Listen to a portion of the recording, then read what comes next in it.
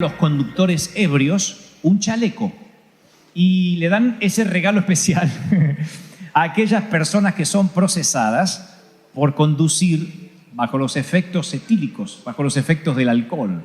Tienen que usar un chaleco naranja fluorescente, naranja muy llamativo, y los infractores están obligados a usarlo durante 3 días, 8 horas diarias, al costado de la autopista recogiendo la basura o barriendo. Ese chaleco naranja fluorescente tiene impreso grande en letras de molde, letra imprenta: soy un conductor ebrio. La ley de Tennessee cree que debido al peligro que ellos representan en una carretera, esta no es una forma humillante de tratarlo, sino que es una lección que les están dando para que la próxima vez que vayan a beber no se pongan tras un volante, porque podrían ocasionar la muerte de alguien más. Y nosotros, pensaba, solemos hacer lo mismo, año tras año, mes tras mes. Nos vestimos con nuestros propios errores y nos abrigamos con nuestras malas decisiones. Abrimos el ropero, el closet, revisamos los remordimientos y por alguna razón nos vestimos con ellos. No tenemos letras que digan algo así como soy un conductor ebrio, pero es como si tuviéramos inscripciones que digan desilusioné a mis padres, les fallé a mi cónyuge, fui negligente con mis hijos, malgasté mi juventud. Y yo digo siempre que la culpabilidad es un reflejo saludable, santo, porque eso trae convicción de pecado. Cuando uno se siente mal, inmediatamente eso lo lleva a uno a un arrepentimiento genuino, esencialmente si es inducido por el Espíritu Santo. Pero a veces la culpa, no el sentimiento santo de la culpabilidad que te lleva al arrepentimiento, sino la culpa, esa que no se va, esa que es una carga sobre nuestros hombros, es un chaleco psicológico que no nos permite tomar las bendiciones a futuro. Nos obsesionamos tanto con nuestras cargas, con nuestras culpas, que nos perdemos las oportunidades del futuro. Y a veces queremos tapar ese chaleco de alguna forma, queremos que se nos vea, que no se nos vea. Sea cual sea el chaleco, en ocasiones lo queremos tapar. Los pastores solemos recibir en nuestras oficinas de consejería a un montón de gente que llega con distintos chalecos. Nos lo confiesan. Fui infiel, mentí, robé, estoy mintiendo para obtener un trabajo. Llega gente confesando que tiene una identidad falsa para conseguir un empleo y no saben cómo convivir esa parte con la de venir a la iglesia y servir al Señor. Otros nos dicen con horror y avergonzados que no pueden ser libres de la pornografía. Otros confiesan que la lujuria los tiene atormentados, otros más con la mentira, y otros que no pueden dominar el carácter. No hay pecados grandes ni pecados pequeños, puesto que la Biblia pone en la misma lista al chismoso que el homicida. Lo que trato de decir es que para algunos la carga se hace tan pesada que intentan tapar ese chaleco con alguna blusa o con alguna ropa de etiqueta para que no se vea, pero el chaleco sigue estando ahí. Una dama llegó una vez, fue la primera que yo vi con un chaleco. No la última, vería muchas más, muchas personas más. Pero hace muchos años, cuando yo empezaba torpemente la tarea de pastor, llegó una mujer diciendo: soy recientemente divorciada y en ninguna iglesia me dejan servir debido a mi condición. Así que me encantaría saber si en esta iglesia me van a dejar servir al Señor. Hacer algo, lo que sea. No tiene que ser de forma pública. Puedo barrer, puedo acomodar, puedo limpiar tazas, lo que sea.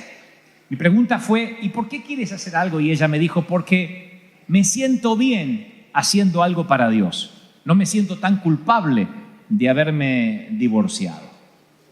Y tenía ganas de decirle, aunque yo no tenía claro todavía este sermón que hoy estoy predicando, que el chaleco va a continuar ahí. No funciona el servir a Dios para tratar de tapar la culpa. Es una motivación equívoca, es un intento torpe, fallido, de querer tapar un chaleco. Un chaleco que el Señor ya resolvió, que ya nos regaló. La cruz no es un tema secundario en la Biblia, es lo medular, es lo central, ocupa el centro de todo. Y allí, en el centro de la Biblia misma, el Señor hace una oración o un grito o un alarido desde la cruz y dice: Padre, ¿por qué me has abandonado? ¿Recuerdan eso? Padre, Dios mío, ¿por qué me has desamparado? Mateo 27, 46. Y la palabra desamparado tiene la connotación de abandono, deserción, impotencia, soledad, esa marginación, de haber sido completamente olvidado. Ahora, pregunto, ¿no dice la Biblia, no he visto justo desamparado? ¿No dice las Escrituras, el Señor nunca abandonará a los que le son fieles? ¿Por qué el Señor diría, Padre mío, ¿por qué me has abandonado? No fue una sensación. No fue, me parece que me abandonaste. Él lo sabía todo. Literalmente Dios dio vuelta la cara y lo abandonó. Ahora, no dice la Biblia que al que no cometió pecado alguno, 2 Corintios 5:21, Dios lo trató como pecador. Dice la Biblia en Isaías 53:6, el Señor hizo recaer sobre él, sobre el Señor, la iniquidad de todos nosotros, maltratado y humillado, ni siquiera abrió su boca. En otras palabras, lo que trato de decirte es algo que la mayoría ya sabe. El Señor cargó a Cristo con chalecos, nuestros chalecos, todos y cada uno de ellos. Y cuando Él estaba en la cruz tenía chalecos que decía, engañé a mis amigos, le mentí a mi esposa, maltraté a mis hijos, maldije a mi Dios. Todos los chalecos estaban sobre el Señor en ese mismo instante. Dice la Biblia, el Señor puso sobre Él los pecados de todos nosotros. Pablo agrega, por nosotros lo hizo a Cristo pecado. Oigan esto, a Cristo lo transformó en pecado y lo convirtió en maldición por nosotros. 2 Corintios 5:21. Pedro concuerda con Pablo y dice, Jesús en su cuerpo llevó al madero, a la cruz, todos nuestros pecados. Entonces, en resumen, ¿qué se le dice a una dama que dice, deme algo para hacer en la iglesia porque necesito quitarme la culpa? Soy divorciada y necesito quitarme esta culpa atroz, sea que ella se haya divorciado por cuestiones de ella o del ex marido. ¿Qué se le dice a una mujer que quiere taparse su chaleco? Una sola cosa, sencilla. El trabajo ya se hizo. Si quieres trabajar, trabaja para la iglesia. Da lo mejor, da sangre, sudor y lágrimas, pero no para compensar nada, porque el trabajo ya se hizo, el regalo se dio y no se puede devolver. Ya estás perdonado, estás libre de toda deuda, porque Cristo murió por los pecados una vez por todas, el justo por los injustos, a fin de llevarlos a Dios. Lo que más nos cuesta entender como cristianos es la gracia. Todo lo demás está sujeto a debate y tarde o temprano lo terminamos creyendo. Por ejemplo, decimos, va a haber un servicio de milagros. Y hay de los que dicen, yo no creo eso, hasta que vemos literalmente milagros reales. Personas sanas de cáncer, gente que no podía caminar, gente que abandona sus sillas de ruedas. Y decimos, bueno, está bien, Dios sigue haciendo milagros. Aceptamos un Dios de milagros. Y cuando decimos Dios prospera, hay de los que al principio son reticentes a creerlo, hasta que empiezan a diezmar y prueban a Dios tal cual Él dice, probadme, y empiezan a diezmar y ven que la retribución viene, hasta que empiezan a sembrar y entran en ese círculo santamente vicioso. El que empieza a sembrar nunca puede dejar de hacerlo porque es tanta la cosecha que nunca quieres dejar que se acabe. ¿Lo creen, sí o no? Y si no lo hicieron, no sabe lo que te estás perdiendo. Cuando siembras una vez, no es que, bueno, voy a sembrar una vez a ver qué onda. Una vez que siembras, empiezas a cosechar. Y siembras y cosechas. Y te puedes pasar una vida entera así. Así que terminas convenciéndote de que, ok, Dios también quiere prosperarnos si cumplimos ciertos principios. Pero un día el pastor dice, hey, les voy a hablar de qué es la gracia. Les voy a hablar de la cruz. Y nos dice algo como, Él murió por tus pecados. ¿Qué más tienes que hacer? Nada. Bueno, nada es un decir. Supongo que tengo que seguir algunos requisitos. No. Bueno, pero ¿qué más podría hacer para agradecimiento a Dios? No, para agradecer a Dios nada. Lo haces de amor, de cariño. Pero Él te amó incondicionalmente. Y ahí eso genera, por lo general en la gente, como cierto prejuicio. No puede ser tan fácil. Tenemos que complicarlo un poco más.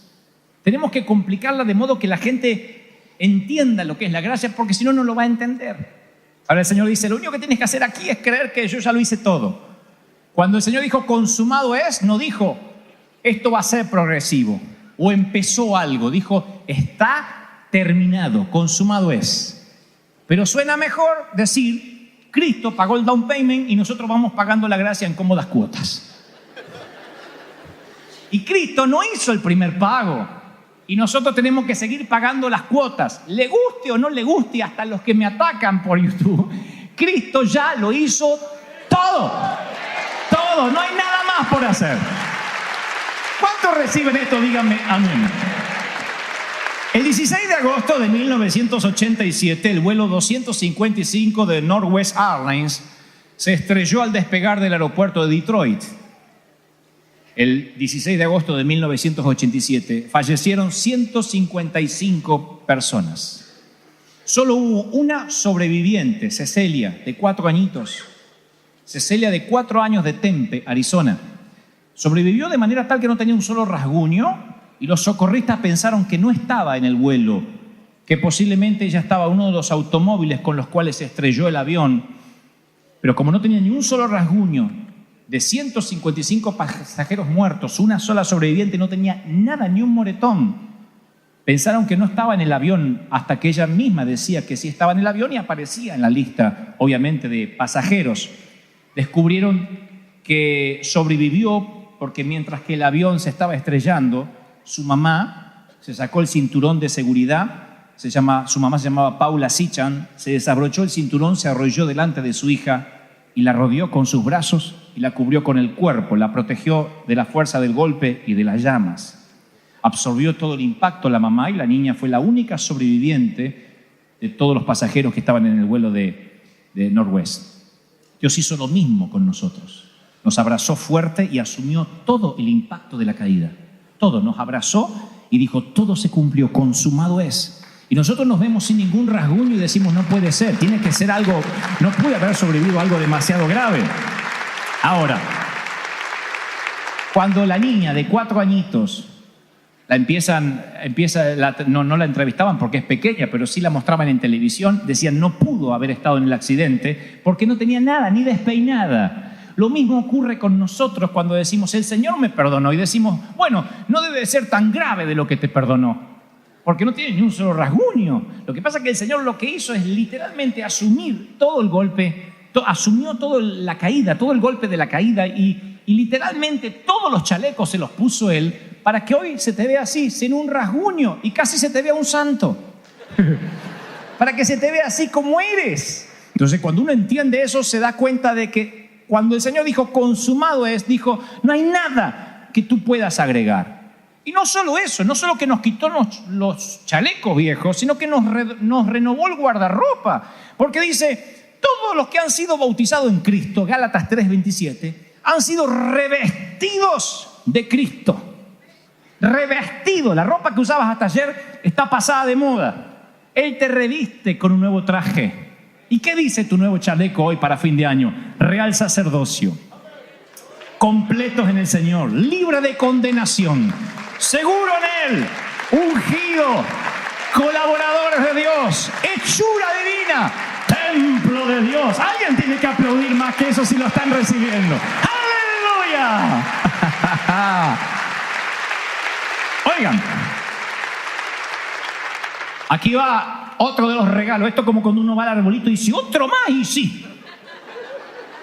El perdón no se puede devolver. Es un regalo que tienes que tenerlo en tu corazón. No nos trata conforme a nuestros pecados, ni nos paga según nuestras maldades. Salmo 103:10. Borra tus pecados y no se acuerda más de ellos. Isaías 43:25. Entonces significa que no existe la libertad condicional en el Evangelio. ¿Saben lo que es la libertad condicional? Después de pagar cierta parte de tu culpa por buena conducta o vaya a saber qué otro artilugio legal o tecnicismo, puedes salir de manera condicional. Vuelves a meter la pata, vas con tus huesos a parar adentro de la cárcel otra vez. Y muchos vienen a la iglesia y viven en libertad condicional. No son libres en totalidad, viven en libertad condicional.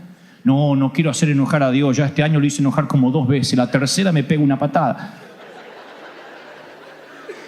He visto decenas de gente en libertad condicional. Viven como pensando, si meto la pata otra vez, ahí sí, agoté la línea de crédito de gracia de Dios. Y la gracia no se agota, no estás en libertad condicional, eres verdaderamente libre, puedes ir donde quieras, puedes vivir como quieras, eres libre, libre, libre. Una libertad tan grande que esa libertad te trae a la santidad, te trata de llevar a ser mejor, a ser más parecido a Cristo. Soy tan libre que soy santo porque quiero y tengo ganas y busco la santidad a través de la ayuda del Espíritu Santo. Libre, libre, free, libre. ¿Están conmigo, sí o no? ¿Cuánto lo cree? Es gratis, gratis, no hay que pagarlo, es gratis, te lo dio el Señor. ¡Aleluya! Dios vio todos tus secretos y escuchó tus pensamientos. Oigan esto porque a mí literalmente me partió el cerebro y lo descubrí tan tarde. Oigan esto. Quiero que se lo graben en las tablas de vuestro corazón y lo aten a su cuello. No solo nunca tienes que vivir en libertad condicional, sino que cuando Cristo murió por tus pecados, yo siempre pensé que murió para que yo un día acepte a Cristo en mi corazón, reciba el bautismo del Espíritu Santo y a partir de ahora tenía un ángel mirándome diciendo: no la friegues. Pagué un precio muy caro, se pagó un precio muy caro. No la friegues porque es muy caro y te voy a pegar una patada. Sin embargo, un día entendí que cuando el Señor sube a la cruz, ya mira la vida de Dante Gebel. Él miró mis mentiras, mis deseos escondidos. Él evaluó todos mis días desde que nací, desde el útero a la tumba. Evaluó todos mis días, vio todos mis errores, vio a Dante en el mejor momento y a Dante en el peor momento. Vio a Dante fuerte, hombre de fe, y hombre débil, llorando como un cobarde. Vio toda mi vida, desde que nazco hasta que me voy. Él lo vio todo. Y entonces toma una decisión y dice: quiero a este hijo en mi reino y nadie me puede convencer de lo contrario. Yo lo quiero, lo quiero. Él dice: yo te quiero, te quiero, con tus errores, con tus defectos, con tus fracasos. Yo te quiero. ¿Cuántos reciben esto? Díganme, amén. ¿Reciben este regalo, sí o no? Y ahora sí, les voy a contar esta historia muy breve. Lo habrán oído porque yo lo solí contar alguna vez. La llamé escandalosa gracia. La Biblia narra la historia de una mujer que los clérigos y los pastores y los curas y los rabinos se niegan casi a mencionar en público. Pero allí está en la Biblia, en el libro de Josué. Es una muñeca rota que los adultos usan para jugar de modo sexual. Todos conocen el camino a su casa, cerca del muro norte de la ciudad, entre las calles angostas y de mala reputación. La dama colgaba el dintel, un dintel rojo, que era como poner una luz roja, que significaba: estoy dispuesta a que otros comensales vengan a devorar mi sexo o las migajas de lo que haya quedado. Y los hombres, cuando veían el dintel, sabían que había una prostituta disponible. Y entonces, aunque creían tocar el cielo con las manos, tocaban el infierno con el alma cada vez que se acostaban con ella. Los hombres de Jericó la despreciaban, pero en el fondo, en lo profundo, cuando sus esposas no los están mirando, la codician. Las demás mujeres la odian como la odiarías tú. La loca del barrio, la prostituta, la ramera. Es el eslabón más bajo de la cadena alimenticia social. La forma de llamarla a ella es el peor insulto de nuestro vocabulario. Caderas adornadas con joyas del Medio Oriente. Quiero que la vean un momento.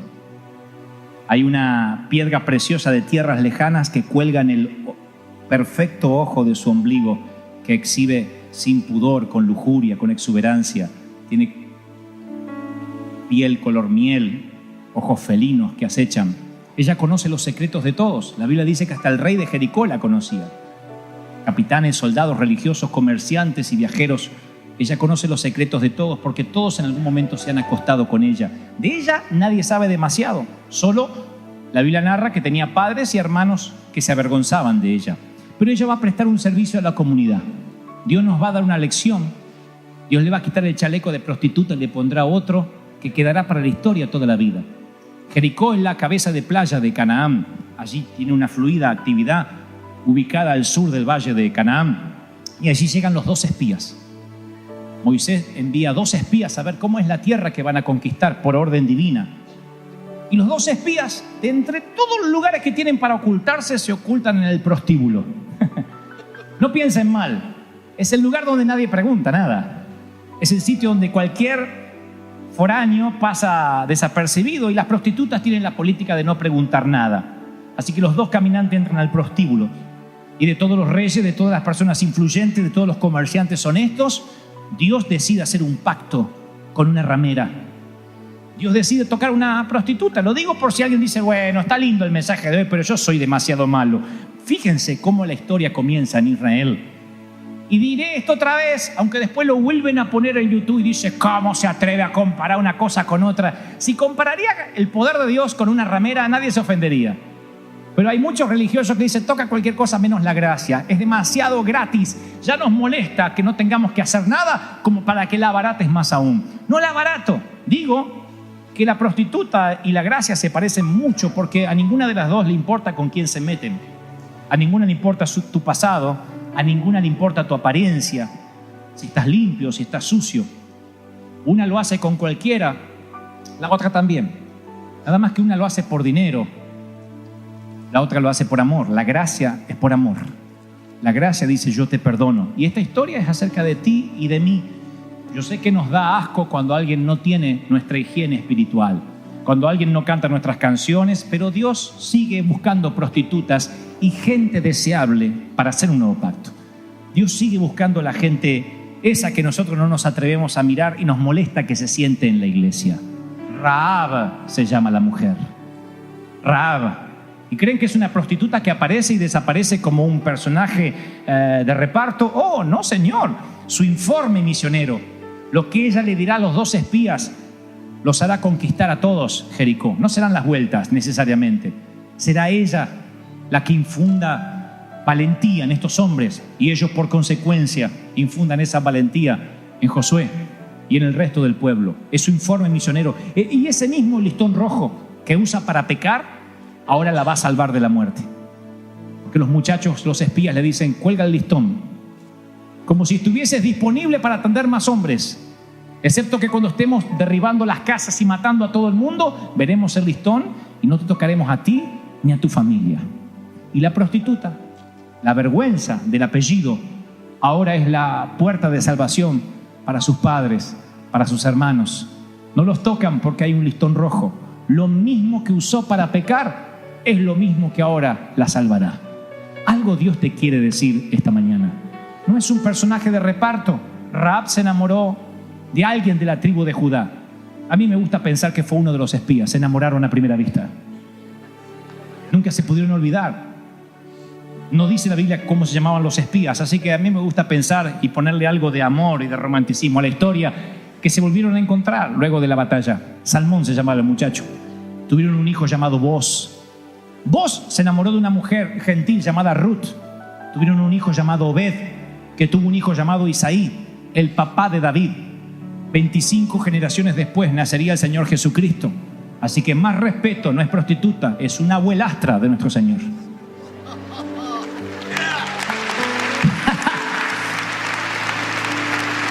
Ahí está la foto de la vieja. Los nietos preguntan, ¿a qué se dedicaba la abuela? Otro día te cuento, hijo. Eso hace el Señor. ¿No les parece increíble? Oh, la historia de Rahab me da fuerzas. Me da fuerza a quitarme los chalecos porque a pesar de que yo predico esto y tengo años en la fe, 2 por 3 de tanto en tanto me pongo un chaleco. No tengo lo que hace falta. Debería ser mejor pastor. Debería orar más. Debería tener más fe. Siempre me pongo un chaleco y me pongo a barrer al lado del freeway. Creo que si lo digo y si tengo un tanto de vergüenza, el Señor dirá, bueno, estás pagando de algún modo. El Señor dice, no lo hagas. Revístete con mi chaleco, te queda mejor. Y me reviste con su unción y con su gloria. Y entonces Rahab pasa a ser una de las heroínas de la fe. Aparecerá de nuevo en la galería de la fe en el Nuevo Testamento, a la altura de un Moisés, de un Abraham. Se habrá ganado su lugar. Más respeto por esta señora. Siempre puedes hacer algo para Dios, claro que sí, pero nunca para pagar algo, ni para pagar la condonación de tus deudas o pagar tu limpieza ni tu higiene espiritual. No, Señor, todo lo que harás luego será agradecimiento, pero el primero que pondrá los ojos en ti será el Señor y dirá, yo puedo hacer algo contigo porque pude hacer algo con una prostituta, pude hacer algo con una ramera, con mis 12 muchachos que engalanan los cimientos. Un maratonista llamado Roger Bannister, corredor británico, que logró hacer 1.6 kilómetros en 4 minutos durante, obviamente, las Olimpiadas. 1.6 kilómetros, corría en 1954 y la gente decía que era un superhéroe, que era un superdotado. Sin embargo, un mes después, alguien más lo logra. Era un oriental, logra quebrar la barrera de Roger Bannister del británico, y empiezan al mes siguiente, aunque no están las Olimpiadas, pero cada vez empieza a dar vuelta por el mundo las hazañas de personas que no solo logran pasar la misma barrera, sino que achicar el tiempo o hacer en todo caso más kilómetros en el mismo tiempo, y se fue logrando a tal punto de que 30 hombres más lograron el mismo récord. Casi todos compiten en ese nivel actualmente y pueden correr esa distancia en 4 minutos. Lo logran todos los días, la marca se ha corrido. Alguien rompe una barrera mental, alguien rompe con los pronósticos, con los diagnósticos y logra correr la barrera. En términos espirituales, voy a tratar de explicarles esta mañana, voy a tratar de darles un diagnóstico de lo que es correr las marcas de manera espiritual. Por ejemplo, creemos que llevamos una vida medianamente íntegra y entregada al Señor, y de pronto aparece alguien al quien Dios utiliza y lo hace de una forma totalmente diferente, opuesta como nosotros lo haríamos. Dios lo usa, está a su favor con él, y de alguna forma nos corre las marcas, nos desafía, porque alguien está haciendo lo que decíamos que no se podía hacer. Ahora, cuando vamos a la Biblia, me doy cuenta de que hay gente que Dios utilizó, que le dio su favor, que rompió un código cultural, que marcó una diferencia en la familia, que hicieron historia, que marcaron generaciones. Y me pregunto, ¿qué era lo que tenían esas personas para correr las marcas? No hubo otro como Moisés luego de él, pero fue Moisés el que corrió las marcas de toda la humanidad, puesto que se lo conoció como el hombre que hablaba con Dios cara a cara, como quien habla con su amigo.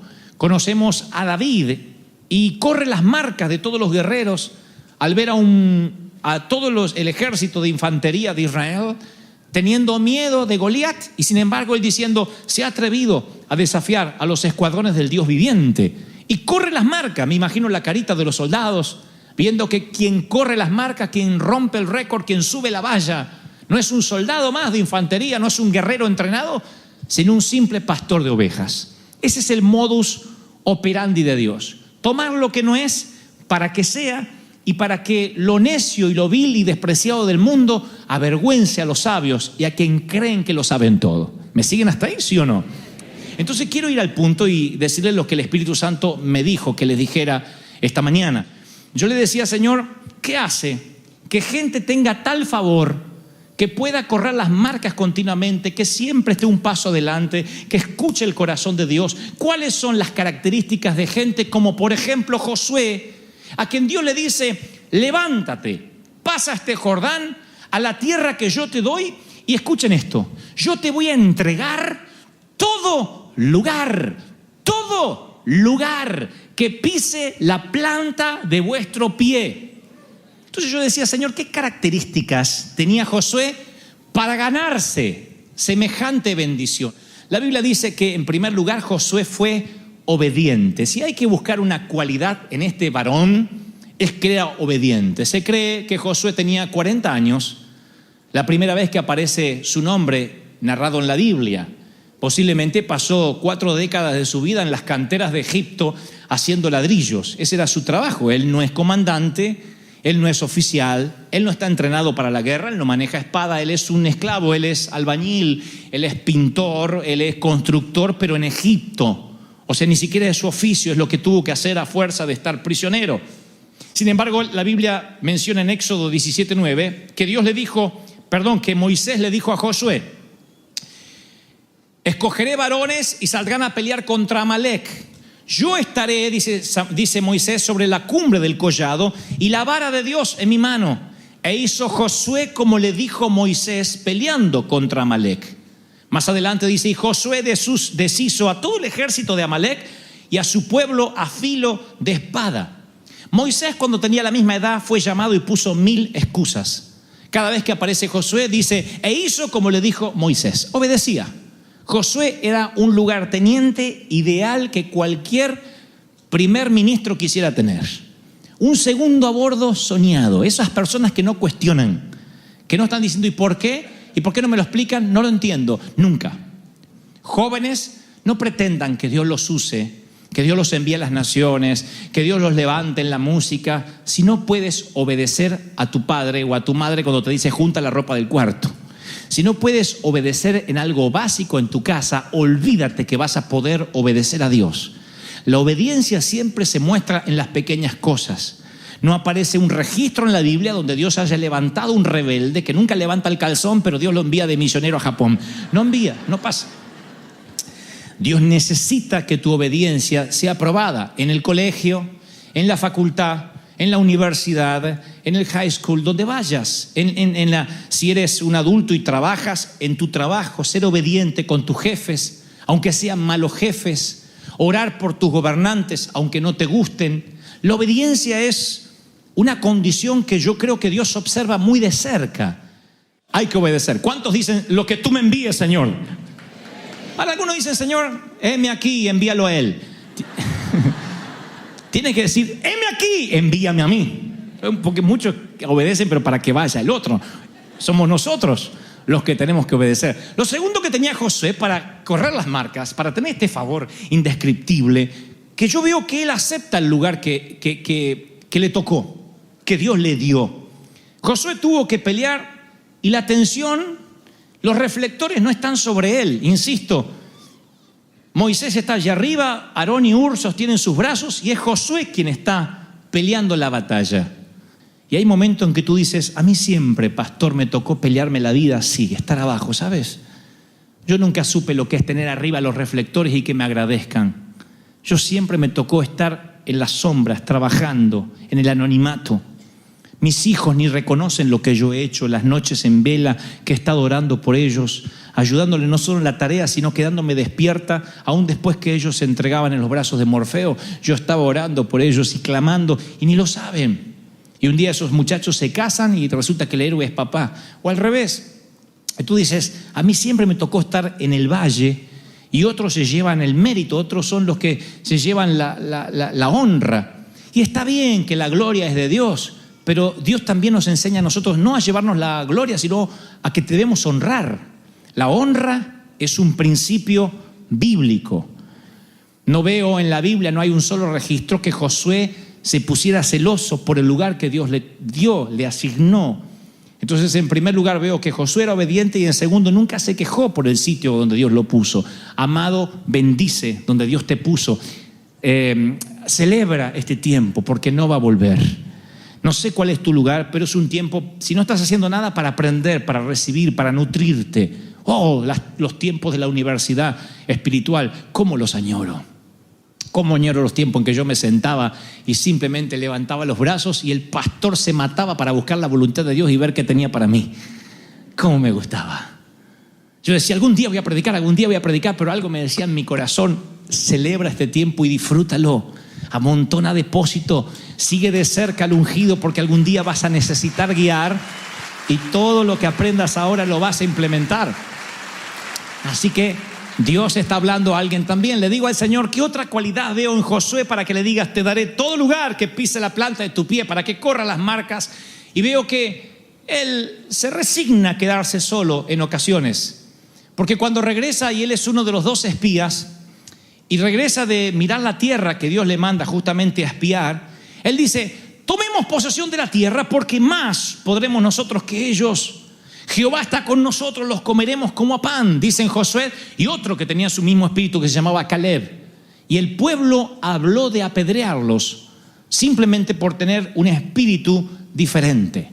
Cada vez que Dios te bendice, cada vez que Dios te dice te voy a levantar a un nuevo nivel, vas a correr las marcas, va a haber un populacho, para no decir una chusma, que va a querer apedrearte. Eso es parte de la vida si estás corriendo las marcas.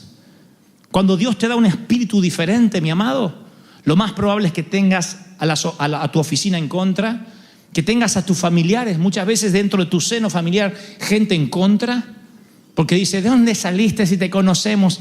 Y nosotros nos podemos llenar de resentimiento. No me quieren, me odian, el mundo contra mí. O entender que cuando tenemos el favor de Dios, lo más probable que la popularidad no esté contigo. Lo más probable es que estés yendo contra la corriente, que como el salmón navegues al revés. Los salmones siempre van al revés de la corriente. ¿Sabían eso? El salmón, el que se come, el que a veces comen color naranja o rosa o pink o lo que sea, según cómo esté cocinado. La cosa es que nunca algunos no saben que el salmón alguna vez estuvo vivo antes de comerlo. Antes de estar en tu plato va en contra de la corriente, en contra de todos los cardúmenes. Y eso es lo que pasa cuando Dios te da otro espíritu. Iglesia River Church, Dios nos ha dado un espíritu diferente, distinto. Nos ha dado una alegría inusual que no hay en las, les aseguro, no hay en las iglesias.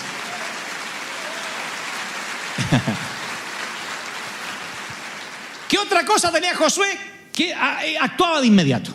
Cuando ya es Josué el general, vienen sus oficiales y le dicen, mira, Josué, Jehová te ha entregado toda la tierra en nuestras manos y también todos los moradores del país desmayan delante de nosotros. Acto seguido, no dice, y Josué se puso a orar 40 días para confirmar esta palabra. Dice, y Josué se levantó muy de mañana y fue a la conquista. Qué lindo cuando alguien hace las cosas muy de mañana. Significa que Dios está en su lista de prioridades. Abraham tenía que sacrificar al hijo porque Dios se lo dijo y se levantó muy de mañana. Cuando Moisés tenía que ver al faraón, Dios le dijo, levántate muy de mañana. Cuando David tenía que enfrentar a Goliat, se levantó David muy de mañana. Las mujeres que fueron testigos de la resurrección fueron muy temprano por la mañana. A mí me gusta cuando la gente tiene esa premura de hacer las cosas. Cuando uno le dice a alguien, escúchame, tiempo real, necesito tal cosa, listo, ya está, pastor, o a primera hora está hecho. Y después está el otro, ¿hiciste? Ahorita. Y van pasando los días. ¿Lo hiciste? Sí. Justo que lo iba a hacer, se me cruzó un pajarito y entonces me distraje. Y de uno le habla a la semana, ¿y lo hiciste? Sí, justamente, estaba pensando en hacerlo. Y así como la gente a veces es en la vida, es con respecto a Dios.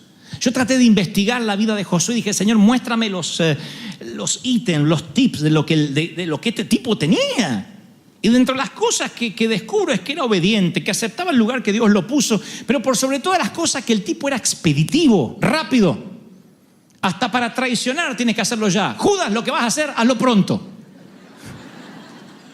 Y Josué, yo noto que tenía la particularidad de hacer las cosas rápido, de manera expeditiva, sin pensar, sin dudar, sin pasarlo por el crisol de ¿será de Dios? ¿No será de Dios? Hay que hacerlo rápido. Actuaba de inmediato, termino con esto, nunca se le olvidó la palabra recibida, porque dice la Biblia que cuando llegaron al Jordán era abril y el monte Hermón derretía su nieve invernal y hacía correr el agua del deshielo, transformando al Jordán en un río 50 veces más furioso y más grande de lo normal. Era una trampa acuática mortal cuando tenían que cruzar el Jordán. Y Josué podía haberse puesto ahí a la orilla del río diciendo, no sé, esto no es de Dios, está muy bravo el río. Sin embargo, recordaba la palabra una y otra vez, ahora pues levántate, pasa este Jordán, tú y todo este pueblo, a la tierra que yo le doy. Yo os he entregado, como te dije, todo lugar que pise la planta de tu pie. Ahora, uno pone el pie en tierra seca, hay que poner el pie en aguas tumultuosas. Hay que poner en pie en algo que se mueve. Entonces yo veo que en Josué también lo que Dios le daba lo creía como niño. Iglesia, lo que Dios te haya dicho lo tienes que creer como niño. Adultos, varones, sean adultos, pero por favor no pierdan su corazón de niño. No pierdan su alma de niño. No sé, yo he descubierto a mi niño y lo he retenido lo más que puedo y no lo dejo ir. Porque cuando nos volvemos adultos, cuando solo pensamos como adultos, nos volvemos incrédulos y gente pequeña. Nos volvemos pigmeos mentales, enanos en la fe y enanos en la cabeza. Sufrimos de enanismo espiritual, de raquitismo ministerial por años cuando nos volvemos adultos y el Señor dice, tienes que ser como niño para entender el reino. el río está tumultuoso y Josué nunca se olvidó de lo que Dios le dijo: yo te entregaré todo lugar que pise la planta de tu pie. Nunca Josué vuelve a dudar, jamás, porque para él era fundamental lo que Dios le había dicho. Así que sigo investigando la vida de Josué y veo que era obediente, que aceptaba el lugar que Dios le asignó. Veo que las cosas las hacía rápido, expeditiva, que recordaba todo lo que Dios le había dicho y le creía como un niño. Y para culminar, descubro un secreto. Está como semi escondido allí, pero digo, claro, esto ni siquiera lo tuvo Moisés. Descubro que los GPS posiblemente fueron inventados por hombres, sabiendo que los hombres odiamos preguntar una dirección. Yo creo que, como dijo alguna vez un teólogo, un rabino, dijo: Moisés dio vuelta 40 años porque Moisés nunca quiso preguntar en ninguna esquina.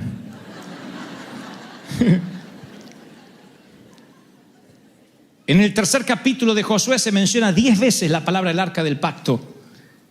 Y el primer GPS que aparece en la historia lo tiene Josué. El primer sistema de posicionamiento global no lo inventó el gobierno militar norteamericano, sino que ya está inventado por Dios. Josué dice: no quiero dar vuelta 40 años como Moisés. Y Dios le dice: cuando veas el arca del pacto y los sacerdotes que la llevan, tú vas a salir detrás de ella, siempre marchando detrás del arca, a fin de que sepas por qué camino tienes que ir. Y todo el pueblo y Josué marchaban detrás del arca del pacto, del GPS. Así que podían andar el arca y todos iban atrás. El arca tipifica la presencia de Dios. ¿Qué veo en Josué? Que él sabía que si ponía el pie sobre las aguas se iban a abrir, porque delante iban los levitas sosteniendo el arca. Y donde va la presencia de Dios, no hay enemigo que pueda venir en contra. No hay ejército que pueda venir contra ti. Alguien tiene que decir amén. ¿Cuántos reciben esta palabra? Dígame amén. ¿Lo ven? ¿Ven cómo se corren las marcas? ¿Ven cómo un tipo puede lograr que Dios le diga: te daré todo lugar que pise la planta de tu pie? Hay una pequeña trampa, entre comillas, allí, aunque después me critiquen en YouTube. Hay una pequeña trampa divina.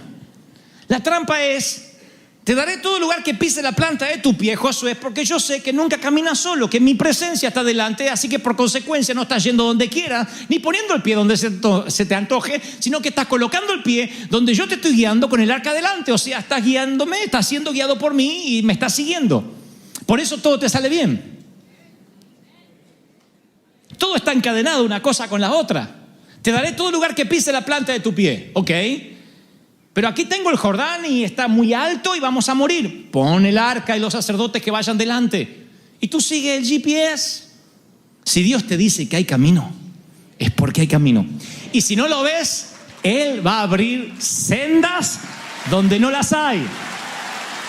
Caminos donde no los hay. ¿Sí o no? ¿Están recibiendo esta palabra? ¿Sí o no? Así que si no quieres dar vuelta por el resto de tu vida, tienes que buscar la presencia de Dios, un lugar, un sitio donde estés asegurándote que la presencia de Dios está delante tuyo. Aún así le pregunto al Espíritu Santo y digo: wow. Así que Josué corrió las marcas porque fue obediente, aceptó el lugar que Dios le dio, se resignó a que no era popular porque tenía otro espíritu, actuaba de inmediato, nunca se olvidó de las promesas recibidas, era como un niño. La presencia de Dios estaba delante de él. ¿Qué más tenía? Son 6 cosas. Y a mí me gusta todo lo que involucra el número 7, que es el número de la perfección. Así que sigo investigando en la Biblia, sigo leyendo, digo: Espíritu Santo, muéstrame más. Dime qué otra cualidad tenía Josué que lo diferenciaba de Moisés, o de Noé, o de Abraham, o de ti, o de mí. Y entonces descubro un patrón, así como el patrón de que Josué siempre fue obediente, no hay actos de desobediencia, de rebeldía en él. Descubro un patrón, y el patrón es que Josué, todas las veces que Dios le decía algo, oigan, era tan expeditivo, tan rápido, que no solo se levantaba muy de mañana a hacer lo que Dios le dijo la tarde anterior. Creo que tardaba una noche porque tenía que movilizar un ejército, si no hubiese ido solo. Sino que siempre celebraba por anticipado, cosa que no pasó con Moisés. El pueblo cruzó el Mar Rojo y celebró del otro lado una vez que cruzó. Y Dios dijo: es la alabanza correcta en el lugar incorrecto. Cualquiera celebra con el periódico de ayer. Estás alabando y celebrando en el lugar, correctamente, pero en el lugar incorrecto, del otro lado de la orilla. A Dios no le gusta que tú celebres cuando ya te dio la victoria. Es una celebración que no vale para el Señor, no sirve. Una vez que tuviste la victoria, voy a agradecer a Dios, es una victoria que no sirve. Por eso a nosotros, 2 años antes de tener esta arena, Dios dijo, dile a mi pueblo que celebren porque el estadio, el arena ya está. ¿Recuerdan esa palabra, sí o no? Díganle que celebren. Alégrate, oh Jerusalén, la que no daba a luz, da gritos de júbilo. Ensancha el sitio de tu tienda, extiende las estacas, porque tendrás fruto y vendrán del norte, del sur, del este y del oeste. Pero celebra. Dios nos dio una orden al centro de las emociones. Nos dijo, celebra antes de que ocurriera. ¿Recuerda? Y qué duro que es eso. Porque soltero es duro celebrar por el novio que todavía no llega. Es duro celebrar por la casa que todavía no tienes. Es duro celebrar por la congregación que todavía no llega y hay sillas vacías. Qué duro que es celebrar anticipadamente. Pero entonces descubro por qué Dios tiene tan especial apego a Josué. Porque Josué continuamente decía cosas como, santificaos y celebrad, porque mañana Dios hará maravillas entre ustedes. Escuchen, ¿qué clase de líder hay que ser para decir eso, Cualquiera dice, Dios lo hizo, lo compramos, celebremos. Pocos dicen, Dios no, dice que basta de orar, vamos a celebrar, Dios lo va a hacer. Porque ahí te juegas tu reputación. Porque ahí dices, Dios lo va a hacer, tranquilos. Y no es simplemente una palabra de esperanza, es fe. Celebrad porque mañana Dios hará maravillas. Vamos a tener una noche de celebración por lo que va a ser mañana, por la felicidad que vamos a tener mañana. Mañana vamos a tener felicidad, pero ya vamos a celebrar. ¿No es esa la vida con Dios? ¿No debería ser esa la vida con Dios? Piensen. ¿Qué darían por tener una máquina del tiempo? Ahora justo que se celebró los 30 años de Back to the Future. ¿Qué darían ustedes por esa máquina del tiempo del Dr. Brown?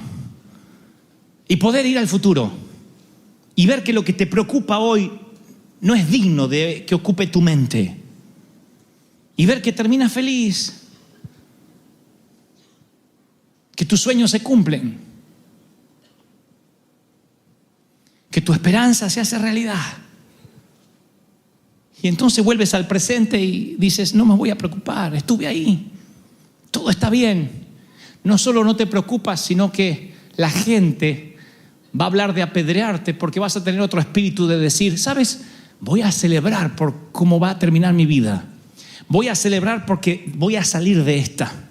Puede que esté pasando un valle de sombra y de muerte, pero la Biblia le dice, nunca me dijo cuando vivas en un valle de sombra y de muerte. No dice cuando mueras en el valle de sombra y de muerte. David dijo cuando pase por el valle de sombra y de muerte, no temeré mal alguno, porque eventualmente voy a salir de ahí, pasaré. Terminará. Pasaré. ¡Aleluya! Vas a salir. Entonces yo te quiero retar a que celebres, a que te alegres por tus hijos, siervos de Dios. Y tú me dices, no, tú no conoces a mi hijo es la piel de Judas. Y yo te digo, no, vamos a celebrar porque Dios hará maravilla con tu generación, con tu descendencia. Dios hará maravilla con tu economía. ¿No celebrarías ya? ¡Claro! He ahí la diferencia entre los que creen que la vida es una fiesta y la celebran y aquellos que creen que la vida es una fiesta pero que nunca les llega la invitación. Y viven tristes. A mí nunca me llega nada. A mí me tocó lo peor. No te tocó nadie, te puso una pistola. Pero tú dices, ¿y por qué? Bueno, yo tengo la razón. Porque estás tan focalizado en tu presente que no puedes ver lo que Dios tiene en tu futuro. Eso es algo que tenía Josué. No es la única vez que lo dice en Josué 3:5. Van a ver en varias ocasiones en el libro de Josué donde él dice, Dios nos bendecirá mañana. Era el oficial del mañana, del que aseguraba las victorias del mañana. Imagínense eso en un presidente de la República, en un monarca, en un director técnico de fútbol, de handball, de rugby, de lo que sea. Dios nos dará la copa mañana. Simplemente vayamos a jugar por deporte, disfruten el juego, disfruta el show mientras dure. Iglesia amada, la vida, tengas 30, 40, 60 o 70, no quiero que nadie se sienta fuera hoy. La vida siempre te da la oportunidad de aprender. Siempre te da la oportunidad de observar, de ser obediente, de aceptar lo que Dios te manda, de ser expeditivo, de levantarte muy temprano en la mañana, de tener el arca a quien seguir. Dios siempre te da la oportunidad de ser un Josué y de correr las marcas y que hagas algo diferente con tu vida. Que no sea la tuya una vida gris, común, sino que sea una vida diferente. Pero eso dependerá si has absorbido el tiempo maravilloso que Dios te da. Puede que el Elías de los Eliseos sea este servidor que les habla. Puede que sea otro, no sé. Pero donde Dios te haya puesto, observa, mira, nútrete, crece, porque vendrá el tiempo en que tendrás que correr y deberás hacer menor tiempo, mayor cantidad de metros o de kilómetros, y vas a correr las marcas y subir las vallas. Ese es el secreto de la vida. Que tus hijos te superen, que los nietos superen a tus hijos, y si Cristo no viene antes, tus bisnietos te superen ampliamente en todo lo que has hecho. Esto va a ocurrir en la esfera espiritual. ¿Cuántos lo reciben? Pónganse de pie y dale un aplauso de celebración. Amados, celebren ahora por las maravillas que Dios va a hacer.